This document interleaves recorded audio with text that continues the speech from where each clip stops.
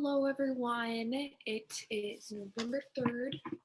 I realized last minute that I have an obligation today during our lab, so I am just going to go ahead and record it, and y'all can watch it at your own pace. I do recommend getting this done as soon as possible. Don't save it until next week and get behind, because as we know, anatomy builds on itself, so hope you get to see this before next lab. So today we're going over the respiratory system, one of my favorite systems of the body. I'm super sad that I'm not getting to teach this to y'all live, but I will get the point across just as well. So you have a PowerPoint that is fill in the blank, and I definitely recommend filling it in as we go through. Don't just skip through the video. Watch it, because I do say things that'll quiz you on that aren't in the PowerPoint. So let's begin. The respiratory system, how we breathe. So just a little overview. The respiratory system is composed of all the way down of our nose all the way down to the little tiny structures in our lungs. It's how we take oxygen in and get carbon dioxide out, the process of breath, of life. We can divide the respiratory system into two divisions. We have the upper respiratory tract and the lower respiratory tract.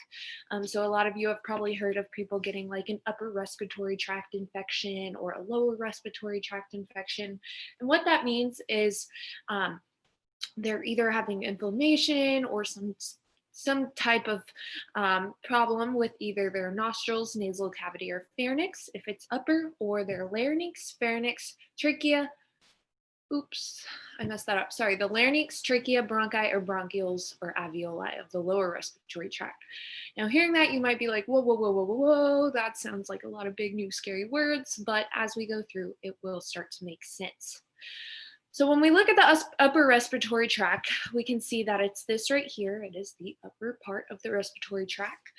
And what it does is it warms, moistens, and filters incoming air. So when you breathe in, the air outside is normally a lot cooler than the inside of our body. Our body's internal temperature is about 98.7 normally. So whenever you breathe in air that's below 98.7, it's cooler than our internal temperature. So that upper respiratory tract is going to serve to kind of warm and moisten that incoming air. Also, if you're breathing in really dry air, let's say you're visiting Colorado or California and the air is really dry, it needs to be moistened so it doesn't dry out your throat or give you dry mouth, things like that. It needs to be humid and hospitable for our internal body. It also filters incoming air. So if you're breathing in dust or particles, we have little hairs in our nose that will catch it. We also have a little cilia in our throat, which we'll learn that the throat is also this structure right here. It has a scientific name, but we also will filter that air and rid it of any like harmful particles that could be inhaled. So that's the upper respiratory tract. So if you ever hear of someone having an upper respiratory tract infection, that normally means that they have a really stuffed up nose, or they're sneezing a lot, itchy nose, a sore throat. The pharynx is the throat. So if you ever hear someone say they have a sore throat, that could mean they have an upper respiratory tract infection. When we look at the lower respiratory tract, we see it's composed of the larynx, the trachea, the bronchi, the bronchioles, and the alveoli. So those last three are probably words you've never heard of before, and we'll get into them later, but they're where that gas exchange starts to occur. And as I just said, this is where we see the gas exchange, and we also see speech production coming from the lower respiratory tract. So let's get into the specifics. That's a very broad overview. Before we get into that, I forgot about this. We do have some structures of the pleural cavity. So plural, pleura, that always is going to mean lungs. So anytime you hear pleura or plural, you should think of the lungs. Like a pleural infection would be an infection of the lungs, things like that. So what we see is we have this pleural cavity, which is the space between the parietal and visceral pleura right in here. The parietal pleura is a membrane lining the thoracic cavity. So if you remember, our thoracic cavity is our chest cavity. The parietal pleura is lining that thoracic cavity. The visceral pleura is lining the lungs. So it's kind of what's anchoring it. These are membranes, by the way. And in between those, we have that pleural cavity, that space. Parietal normally means like on kind of like lining the entire cavity. Like we have parietal membranes of our GI tract that line the cavity, whereas visceral normally lines the organ itself. So like visceral would line the stomach. The visceral membrane of the stomach is on the stomach. Parietal pleura is the space as a whole. So visceral is normally going to be on the organ, and you'll see those come up often whenever you're in lecture, probably visceral and parietal. So just a forewarning. And in between, in that cavity, we have pleural fluid, which is a thin, watery fluid that serves as a lubricant to reduce friction between the lungs and the walls of the thoracic cavity. So our lungs are constantly expanding and relaxing, and that causes a lot of friction. So we have that fluid there to kind of aid that and lubricate that, so we don't have any pain. So here is the anatomy of the lungs. These are also called plucks. If we were in lab today, we would be doing a sheet pluck dissection. It's like this long thing that I hold, and here's the trachea and then plucks, and it kind of looks like a stingray. It's really cool. But we are just going to look at the picture now. So here we can see the trachea. The trachea is the windpipe where the air goes down. And then we see that it is conducted into the lungs. So I'm going to kind of go over airflow into the lungs at this part, and we'll go over what the actual structures are doing and all of that afterwards. So this is the main point that I want to get across to you in today's lab: airflow through the lungs. It's what you'll be doing for your homework also. You'll be making another TikTok or video over airflow into the lungs. So how it works is we breathe air in through our nose or our mouth. We conduct it down to the windpipe.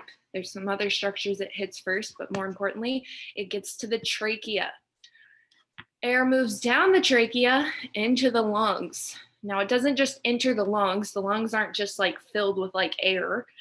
They're filled with all these little structures that conduct the air to where it needs to get to. So the first structure is called the primary bronchi. So this structure right here, that's the primary bronchi, that long, big first branch. Then we have secondary bronchi, and they're secondary because they're branching off that primary. So you see that primary, that would be a secondary because it's branching off. Then we have tertiary bronchi. Tertiary means third. So that third branch, so primary, branches off to secondary, branches off to tertiary. From the tertiary bronchi, we branch off into bronchioles. If you remember when we looked at the arteries and veins, the smaller version is arterioles and venules. So anytime you hear oles, it normally means a smaller version of the big version. So bronchioles are smaller versions of bronchi. And from the bronchi, which we have, or the bronchioles, sorry, right here, we branch off into the alveolar ducts and then to the alveoli. The alveoli are the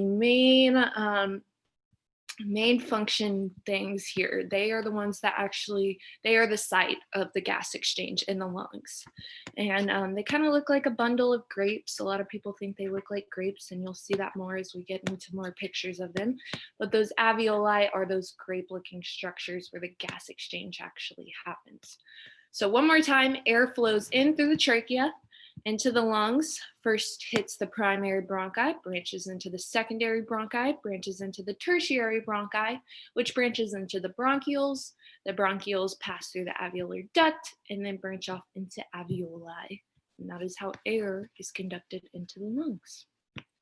So how does this all work and what's all going on? Well, what this is the process of respiration. Respiration is the movement of oxygen from the outside air to the cells within the tissues, and then also the transport of carbon dioxide made from the tissues in the opposite direction to the outside. So we take in oxygen, we breathe out carbon dioxide.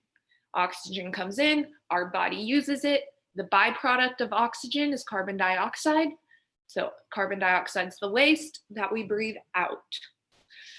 So when we look at respiration, we can divide the process into the conduction zone and the respiratory zone. They're similar to the upper and lower respiratory zones, but just a little bit different. And respiration itself is completed by two important mechanisms, which is bulk flow and diffusion. So bulk flow is kind of like the inverse, so how we get air in, and then diffusion is whenever we see the diffusion of oxygen in and carbon dioxide out. So we're going to start with the conduction zone, and these next couple of slides are the structures of the conduction zone, and then we'll hit the respiratory zone. So just a forewarning. So the conduction zone, what does it do? It forms a continuous passageway for air to move in and out of the lungs. It consists of the nose, the sinuses, the mouth, the pharynx, the larynx, the trachea, the bronchi, and the bronchioles. It conducts air in, filters, warms, and moistens.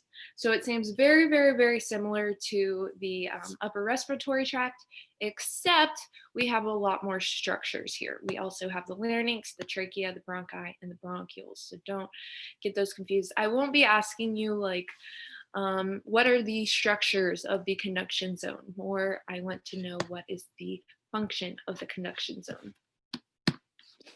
Also, I'm not feeling very well, so sorry, my throat hurts and my nose is stopped up. I'm going to get a COVID test after this. Woo-hoo. The nasal cavity, one of our first structures. This is a large air-filled space above and behind the nose, and it's a continuation of the two nostrils. So your nostrils are these holes right here, and the nasal cavity is that space that is continuing those two structures. It's divided in two by the nasal septum. So the septum is the dividing thing in between. If you've ever heard of someone getting like a septum piercing, they get a piercing right here in their septum. And what we see are we have these structures called nasal conchae that protrude from the septum and are curved like seashells to increase the surface contact with mucus, which warms and humidifies the air. So you can see those structures there. They're called the nasal conchae. They're curved like seashells because that adds more surface area than if they were just flat on the cavity. They add some more space to increase that surface contact with that incoming air so we can warm and humidify it with mucus. So after you go through the nostril and you're in that nasal cavity, it's filled with mucus, things like that, which will help warm and humidify that dry, cool air. So after we get through the nasal cavity, we hit the pharynx. The pharynx is also known as the throat. So the pharynx is the throat, and it consists of three parts. We have the nasopharynx, the oropharynx, and the laryngopharynx. So what we see, or sorry, I think it's pharynx. Pharynx. Sorry, I've been saying that wrong. Pharynx. Pharynx.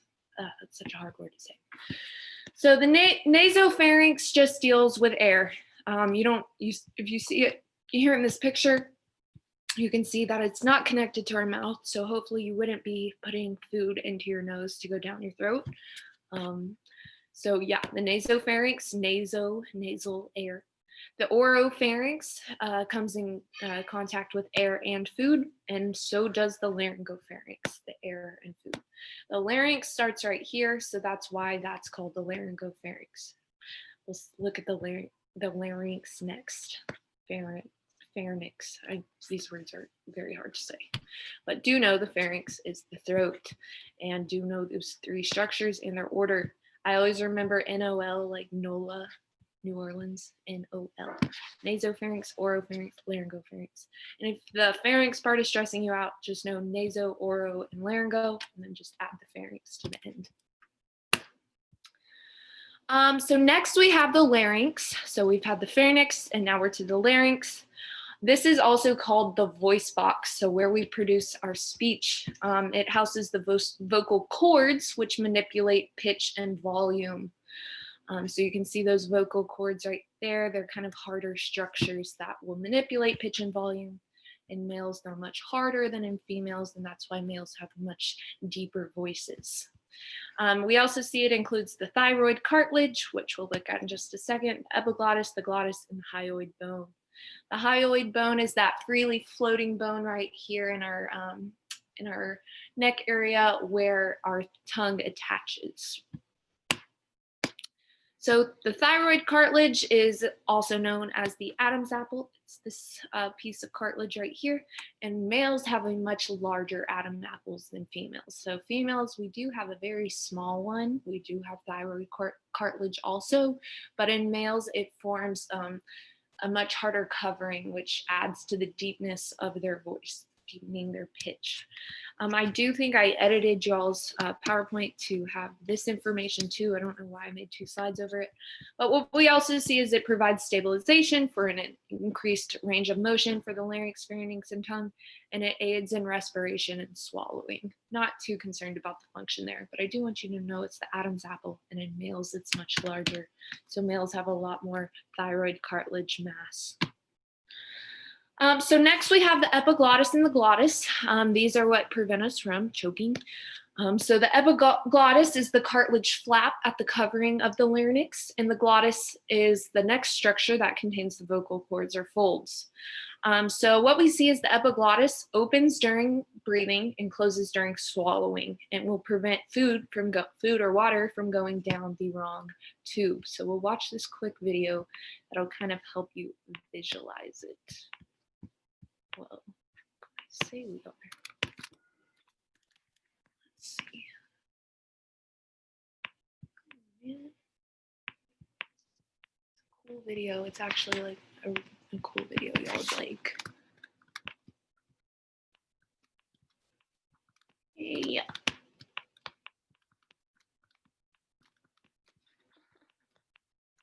Why isn't this working? Video format, playback, play. Play. All right, well, I'm gonna pull it up on YouTube because it's cool. YouTube. Bear with me here. This is probably boring to watch in the video, and I'm assuming most of y'all are just clicking fast forward until I get to need to get to. All right, here we go. Watch a whole minute of it.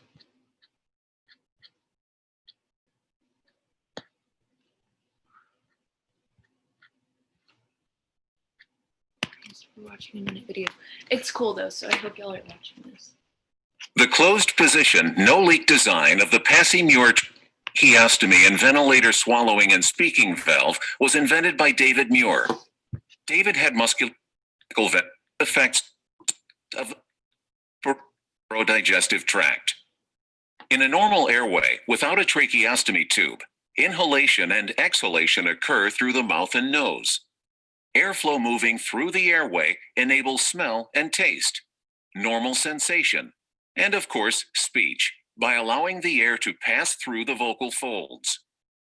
During a normal swallow, the larynx elevates and moves forward and acts as a mechanical lever.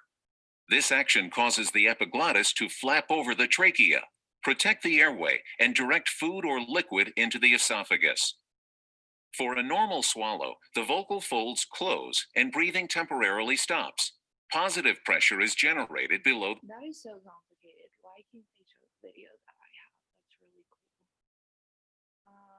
Let's try this one. If it doesn't work, I'll move. Swallowing occurs in 2 stages, the oropharyngeal and esophageal stages. At the start of a swallow, a food bolus is voluntarily pressed by the tongue up against the roof of the mouth and backwards towards the pharynx. In response to activation of pharyngeal pressure receptors, the swallowing center in the medulla initiates reflexes that prevent food entry into respiratory passageways. The uvula contracts, which blocks the nasal passages from the pharynx. The laryngeal muscles contract, closing the glottis at the top of the trachea by tightly aligning the vocal folds. The epiglottis swings down upon the closed glottis. That's what I With wanted all to airways hear. blocked off. They just made that so complicated. The video I have just shows the epiglottis closing when a piece of food goes down, but it doesn't want to work right now. So again, the epiglottis is just that flap that opens and closes during swallowing and breathing. The glottis again contains those vocal cords that will constrict and vibrate when exhaling to produce sound. You cannot produce sound when you're inhaling. You can like make like a, but you can't make like a hi. You can only like make like a talking sound if you're exhaling. So the trachea is our AKA windpipe, and it's the tube that extends from the larynx and branches into the primary bronchi that's split into secondary bronchi, which split further. Very important to know that the trachea sits in front of the esophagus. So you breathe air in front, you swallow food down the back. So you breathe air in the front, swallow food down the back. So when you hit like that's your throat.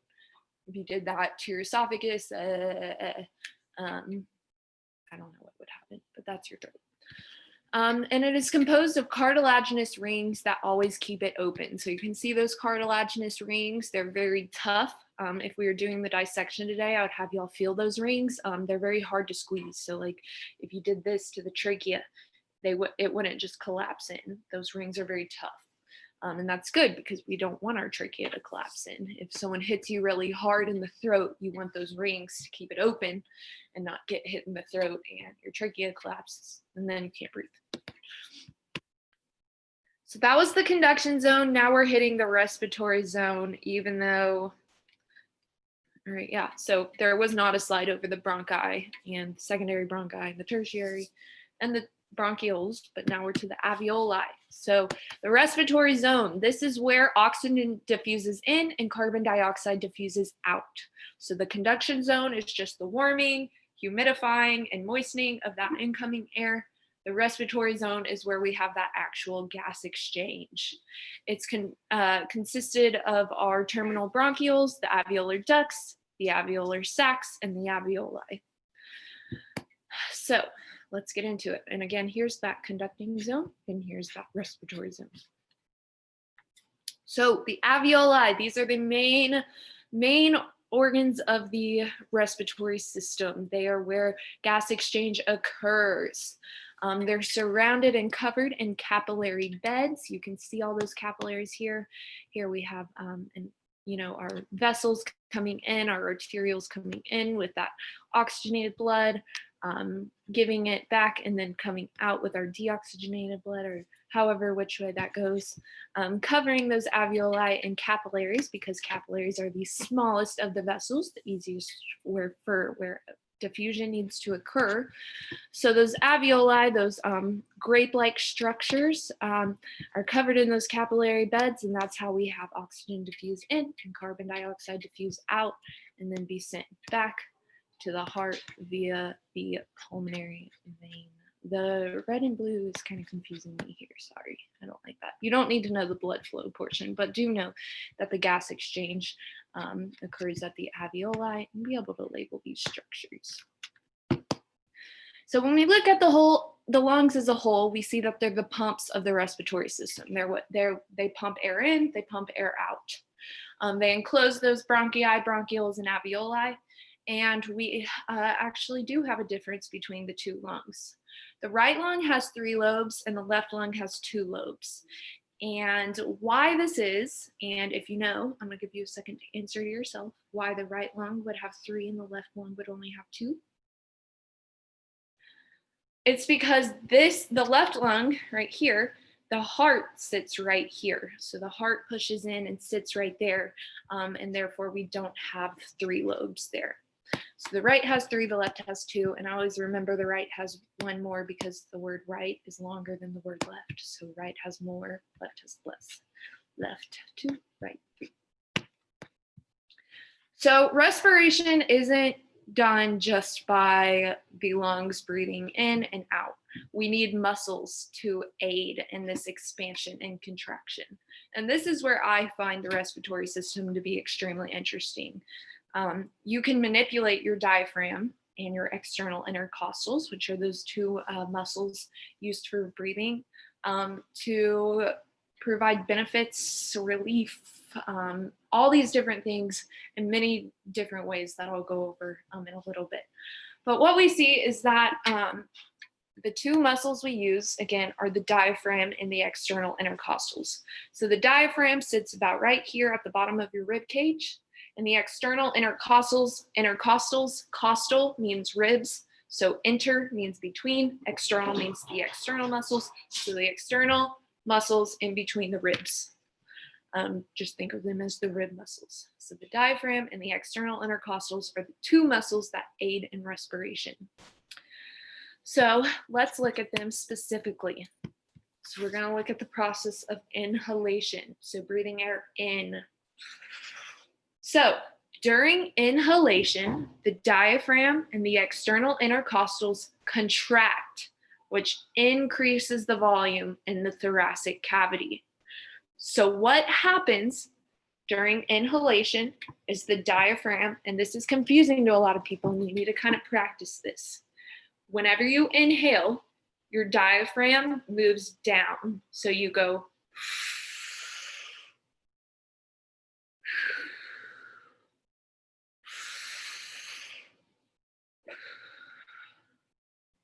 whenever you inhale, your external intercostals go out.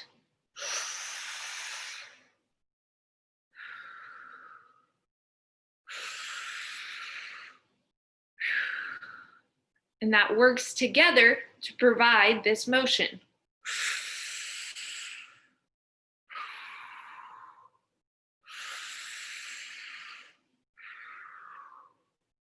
So on that inhale,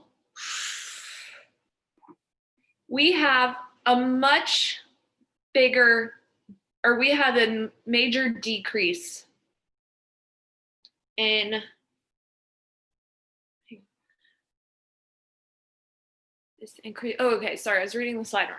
So this increases the volume. So we have a lot more air in, increases the volume, and decreases the pressure. So there's a lot more space, a lot more volume, but a lot less pressure. Because think about it, if you breathe in this much air into a space like this, think of all those air particles. They're like moving around, hitting each other a lot.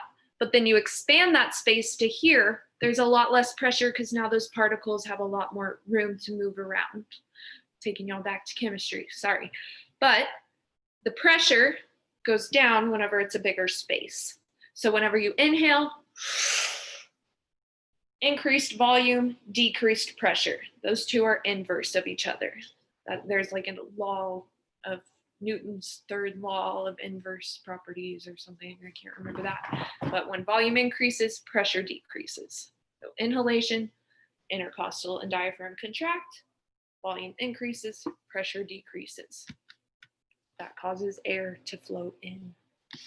In exhalation, so we go, the diaphragm and external intercostals relax, which decreases the volume in the lungs. Now we have a lot smaller of a space. That causes the pressure to increase because now our air particles are all flowing around, and the volume to decrease because we have a lot smaller volume or space in there. And you can feel it. I mean, hold your chest and take an inhale. You can feel your diaphragm move down and you can feel your external intercostals move out. Now exhale. You can feel your chest cavity shrink and you can feel your diaphragm move back up. It's really cool. Now this I'm not too concerned about. This is the cellular respiration, which is how all this actually occurs. We see cellular respiration includes glycolysis, the Krebs cycle, the electron transport chain. You will hit all of those very hardly in X-Phys. So don't think that just because you got through biology, that's all disappeared. This is a big bulk of X-Phys in here, and it's actually a lot cooler because you are an exercise aspect of these processes. But what I want you to know is this equation right here, C6H12O6, which what is that the chemical formula for? Glucose plus 6 oxygen equals 6 carbon dioxide plus 6 H2O plus 38 ATP. So whenever you take in some glucose, some food, some type of sugar, plus some oxygen, you process that, and then you're left with 6 carbon dioxide, 6 molecules of water, and 38 ATP as the byproduct. So just know that equation. So when we look at ventilation, we can look at pulmonary ventilation. You've all probably heard of hyperventilation, which is whenever someone's breathing really hard. So whenever they're like, that increases the rate of breathing. And whenever you increase the rate of breathing, you're breathing in a whole lot more oxygen and not ridding your body of enough carbon dioxide. So you decrease the amount, you decrease the amount of carbon dioxide in the blood and make it more basic. So you're breathing in way more oxygen and decreasing your carbon dioxide, making your blood more basic. Basic means less acidic. Hypoventilation decreases the rate of breathing. So, real slow breathing. And this increases the carbon dioxide in the blood because you're not breathing in enough oxygen to get rid of it. And that makes the blood more acidic.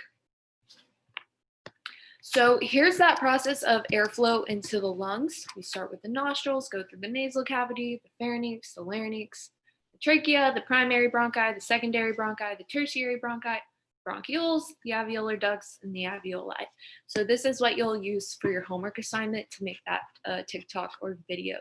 Those are the structures I want you to list. So real quick, I just wanted to do a tiny little spiel. I am currently reading this book right now called Breath, the New Science of a Lost Art. It is extremely interesting.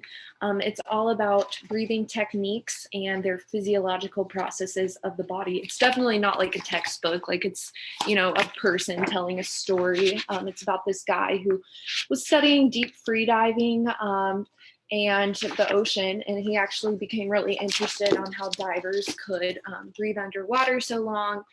He looked at the lifespan of free divers, which is much longer. He looked at their depression, their anxiety levels, all of that much lower, and he realized that there really is a lot of power behind the breath.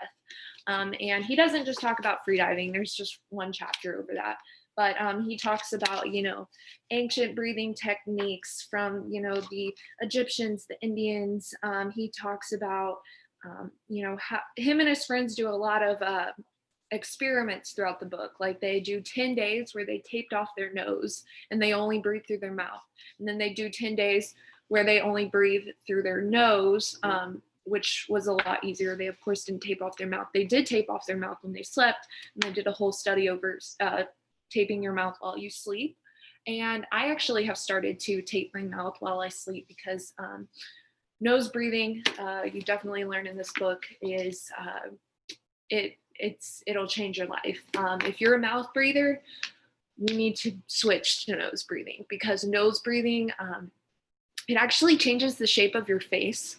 So one thing that they did a study on was they looked at ancient skulls of primarily nose breathers and primarily mouth breathers.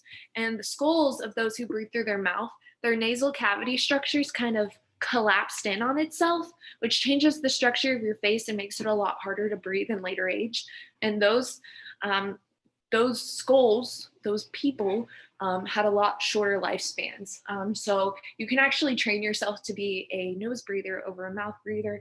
And I'm only on chapter 5 or 6. I actually started this before the semester started, and then, taking 18 hours is kicking my ass. So I've not gotten to read much more, but I've been taking notes on it just because I'm a nerd, and I've been trying out some of the breathing techniques. Like this one's called orthopedic breathing, which is twisting your body to restrict inhale on one lung and then arching on a table, positioned backwards to reach the other lung. And techniques like that, practiced consistently, can lead to greater increases in the quality of life. So this book is freaking amazing. It's really interesting. It's like $15 on Amazon. I would so read it if you have any interest in the respiratory system.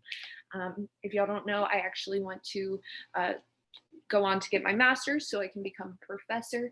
And the research I want to conduct as a professor is all on the breath.